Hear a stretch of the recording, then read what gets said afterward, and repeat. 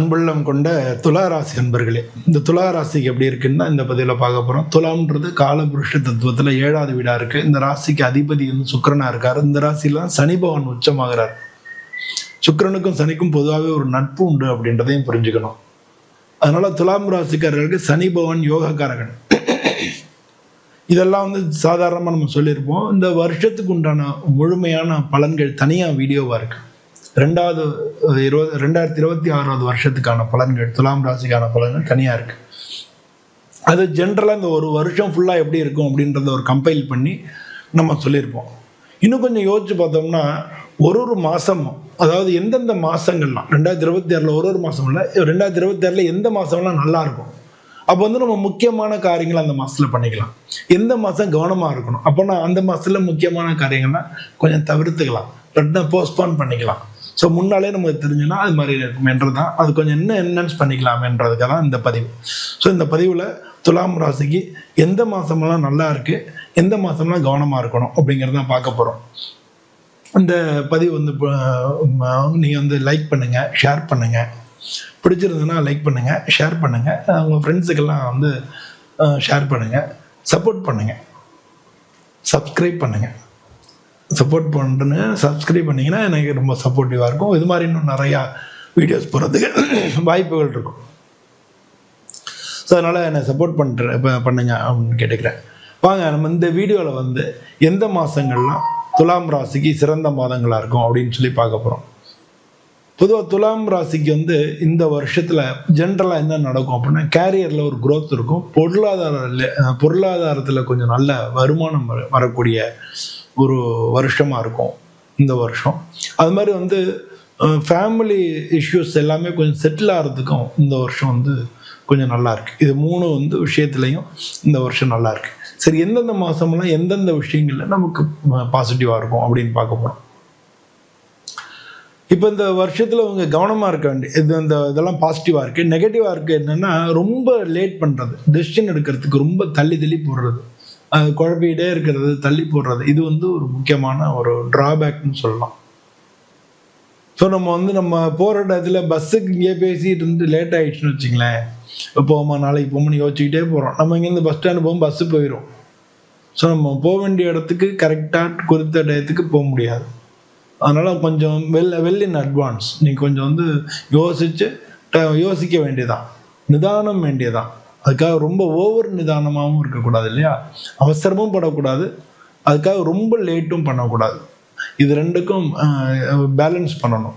Balance பண்ணி நல்ல முடிவு எடுக்கும். இது வந்து முக்கியமாக மனசில் வச்சுக்கிட்டிங்கன்னா இந்த வருஷத்தில் மிக நல்ல ஒரு சில விஷயங்களை நல்ல ஒரு பீக்கு வரதுக்கான வாய்ப்புகள் உள்ள ஒரு வருஷமாக இந்த வருஷம் இருக்குது. ஏன்னா குரு பார்வை பாதி வருஷம் உங்களுக்கு இருக்குது அப்படின்றது புரிஞ்சுங்க. சரி, வாங்க எந்தெந்த மாதம் நல்லா இருக்குன்னு பார்ப்போம். மார்ச் மாதம் எடுத்தோம்னா ஒரு கேரியரில் ஒரு நல்ல திருப்பம் ஏற்படும். நீங்கள் வந்து ப்ரொஃபஷனல் க்ரோத் வந்து இருக்கும் அப்படின்னு சொல்லலாம். நீங்கள் வந்து ஏற்கனவே நினச்சிட்டு இருந்த மாதிரியான மாற்றங்கள் ஏற்படக்கூடிய ஒரு மாதமாக இருக்குது. அது மாதிரி வந்து நீங்கள் பிஸ்னஸ் பண்ணிட்டு இருந்தீங்கன்னா புதுசாக அக்ரிமெண்ட்ஸ் போடுறதுக்கான வாய்ப்புகள், புதுசாக கான்ட்ராக்ட் போடுறதுக்கு உண்டான வாய்ப்புகள், அதெல்லாம் வந்து இந்த மாதம் வந்து உங்களுக்கு கிடைக்கும். அது மாதிரி வந்து நீங்கள் அவங்க கூட வேலை பார்க்குறவங்க சப்போர்ட்டு, மேலதிகாரிகளோட சப்போர்ட், இதெல்லாமும் கிடைக்கும். பிஸ்னஸ் பண்ணிகிட்டு இருந்தீங்கன்னா உங்கள் பார்ட்னர்ஸோடைய சப்போர்ட்டும் கிடைக்கும். ஸோ பொதுவாக வந்து இந்த மாதம் வந்து கேரியரில் கொஞ்சம் கவனம் வச்சு அடுத்த ஸ்டேஜுக்கு எப்படி போகணும் அப்படிங்கிறத யோசிக்கக்கூடிய, அது முன்னெடுக்கக்கூடிய ஒரு மாதமாக இந்த மாதம் இருக்குன்னு நம்ம எடுத்துக்கலாம். பொதுவாக வந்து நீங்கள் வேலை தேடிட்டு இருந்தீங்கன்னா ஜாப் ஆஃபர் லெட்டரும் இந்த மாதம் கிடைக்கிறதுக்கான சான்சஸ் ரொம்ப அதிகமாக இருக்குது. பிஸ்னஸ் பண்ணிட்டு இருந்தீங்கன்னா உங்களுடைய அக்ரிமெண்ட்லாம், ஏற்கனவே போட்ட அக்ரிமெண்ட்லாம் கரெக்டாக சக்ஸஸ் ஆகிறதுக்கான ஒரு மாதமாக இருக்குது. அக்ரிமெண்ட் போடுறதுக்கு சக்ஸஸ் ஆகும். ஏற்கனவே பேச்சுவார்த்தை நடந்துகிட்டு இருக்கும், அக்ரிமெண்ட் போடுறதுக்கு நல்ல சக்ஸஸாக இருக்கக்கூடிய மாதமாக அந்த மாதம் இருக்குது அப்படின்னு எடுத்துக்கலாம். இதுக்கு அடுத்து உங்களுக்கு நல்ல மாதமாக இருக்கக்கூடியது மே மாதம் வந்து பொருளாதார ரீதியில் நல்ல ஒரு வருமான உயர்வு இருக்கும். நல்ல பணம் வந்து நிறையா வரும். அதை வந்து எப்படி சேமிக்கணும் அப்படிங்கிறத நீங்கள் யோசிச்சுக்கணும். சேமிக்கிறது தான் வந்து எதிர்காலத்துக்கான ஒரு நல்ல ஒரு வாய்ப்பு. சேமிப்பு சம்மந்தமான திட்டங்களில் வந்து இல்லை நீண்ட கால திட்டங்கள், அது மாதிரி ஃப்யூச்சருக்கு நம்ம யோசிச்சு ஒரு லேண்ட் வாங்கி போடுறோம், அது மாதிரி வந்து எதிர்காலத்துக்கு வேணுன்ற விஷயங்களை நீங்கள் வந்து யோசித்து சேமிச்சிக்கிறதுக்கு இந்த மாதம் உங்களுக்கு நல்ல மாதமாக இருக்கும். அதனால் வந்து எப்போ பணம் வருதோ அப்போ தானே நம்ம அதெல்லாம் பண்ண முடியும். அதனால் இந்த மாதம் வந்து கேரியர் க்ரோத் வந்து அந்த மாதம். இந்த இதில் வந்து மே மாதத்தில் பொருளாதார ரீதியாக நல்லாயிருக்கும். அது ஃபினான்ஷியல் க்ரோத் உள்ள மந்த் அப்படின்னு நம்ம ஜென்ரலாக நீங்கள் குறித்து வச்சுக்கலாம் அந்த மாதத்தை. ஜூலை மாதத்தில் வந்து ஃபேமிலி ஓரியன்டான ஒரு மாதம். ஃபேமிலின்னு சொல்ல முடியாது, நீங்கள் வந்து ஒரு கல்யாணம் ஆகாமல் இருந்தீங்கன்னா கல்யாணத்துக்கு மேரேஜ் ப்ரப்போசல் வரக்கூடிய ஒரு மாதமாக அந்த ஜூலை மாதம் இருக்கும். அது மட்டும் இல்லாமல் நீங்கள் ஏற்கனவே கல்யாணம் ஆகியிருந்தால் நீங்கள் குடும்பத்தோட நேரம் ஸ்பெண்ட் பண்ணுறதுக்கு, அது மாதிரி வந்து கல்யாணம் ஆகிருந்தால் நீங்கள் ஒருத்தர் புரிஞ்சுக்கிறதுக்கு, நீங்கள் வெளியில் எங்கேயானு போயிட்டு வர்றதுக்கு, அந்த மாதிரியான மாதமாக இருக்குது. கப்புள்ஸ்குள்ளே ஒரு ரொமான்ஸ் உள்ள ஒரு மாதமாக இருக்குது. காதலிச்சா கூட உங்களுக்கு வந்து ஒரு நல்ல புரிதல் ஏற்படும், ஒருத்தருக்கு ஒருத்தர் நல்ல புரிதல் ஏற்படக்கூடிய ஒரு மாதம்னு எடுத்துக்கலாம். இது ஃபேமிலி ஓரியன்டான மாதம் இல்லை, ஒரு ரொமான்ஸுக்குள்ள ஒரு மாதம் எடுத்துக்கலாம். செப்டம்பர் மாதம், இதுக்கு அடுத்து வந்து செப்டம்பர் மாதம் உங்களுக்கு நல்ல ஒரு மாதமாக இருக்குது. அதில் வந்து கேரியரில் ஒரு நல்ல க்ரோத் இருக்கும். வேலை பார்த்துட்டு இருந்தீங்கன்னா உங்களுக்கு ப்ரொமோஷன் வர்றதுக்கோ, இல்லை நீங்கள் வந்து வேலை பார்த்துட்டு இருந்தீங்கன்னா அடுத்த ஸ்டேஜுக்கு உங்களுக்கு ஒரு நல்ல வாய்ப்பு வர்றதுக்கோ, இதெல்லாம் கேரியரில் ஒரு க்ரோத் ஏற்படுறதுக்கு ஒரு நல்ல ஒரு வாய்ப்பாக இருக்குது. அது மட்டும் இல்லாமல் உங்களுடைய உழைப்புக்கேற்ற அங்கீகாரம் கிடைக்கும். சமூகத்தில் புகழ், அந்தஸ்து, கௌரவம் இதெல்லாம் கிடைக்கக்கூடிய ஒரு மாதமாக இந்த மாதம் இருக்குது. இந்த மாதத்தில் வந்து உங்களுடைய ப்ரொஃபஷனல் கேரியரில் ஒரு அடுத்த முன்னேற்றமான ஒரு மாதம் நீங்கள் எடுத்துக்கலாம்.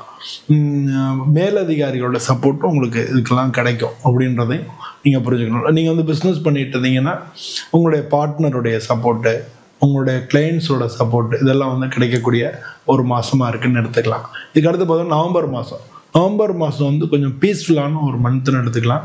இன்னும் சொல்ல போனோம்னா ஒரு ஸ்டெபிலிட்டி ஏற்படுறதுக்கு உண்டான ஒரு மாதம் எடுத்துக்கலாம். நவம்பர் மாதம் வந்து எப்படின்னா, இந்த வருஷம் நம்ம இதெல்லாம் பண்ணோம், சரி அடுத்த வருஷம் நம்ம இதெல்லாம் பண்ணணும் அப்படின்னு சொல்லி ஒரு பிளான் பண்ணி ஒரு ஸ்டெபிலிட்டி ஏற்படுத்தக்கூடிய ஒரு மாதமாக இருக்குது. கொஞ்சம் ஏன்னா உங்களுக்கு பீஸ்ஃபுல் கிடைக்கும். ஓகே, நம்ம ஓரளவு நம்ம இந்த வருஷம் நல்லா பண்ணிட்டோம் அப்படின்ற ஒரு ஃபீலிங் கிடைக்கக்கூடிய ஒரு மாதமாக இந்த நவம்பர் மாதம் இருக்குது. பொதுவாக இந்த வருஷத்தில் நீங்கள் கவனமாக இருக்க வேண்டிய மாதம் அப்படின்னு பார்த்தோம்னா பிப்ரவரி மாதமும் ஆகஸ்ட் மாதமும் கவனமாக இருக்கணும்.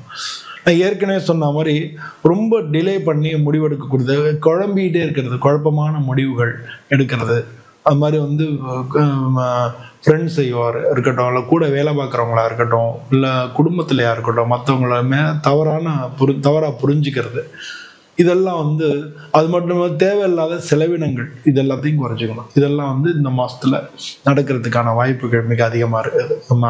அதாவது பிப்ரவரி மாதத்துல ஆகஸ்ட் மாதம் நீங்கள் கவனமாக இருக்க வேண்டிய மாதங்களாக இருக்குது. பொதுவாக இந்த வருஷ பலன்கள் தனியாக போட்டிருக்கோம் இல்லையா, அதுலேயே வந்து நீங்கள் வணங்க வேண்டிய தெய்வங்கள் என்ன, எப்படி வணங்கணும் அப்படிங்கிறத பற்றி அந்த வீடியோவில் போட்டிருக்கோம். அந்த வீடியோ வந்து நீங்கள் பாருங்கள். இந்த வீடியோ பிடிச்சா லைக் பண்ணுங்கள், ஷேர் பண்ணுங்கள், சப்ஸ்கிரைப் பண்ணுங்கள். மீண்டும் உங்களுக்கு எல்லாருக்கும் இனிய புத்தாண்டு நல்வாழ்த்துக்கள். இதே மாதிரி இன்னொரு வீடியோவில் உங்களை மீண்டும் சந்திக்கிறேன். நன்றி, வணக்கம்.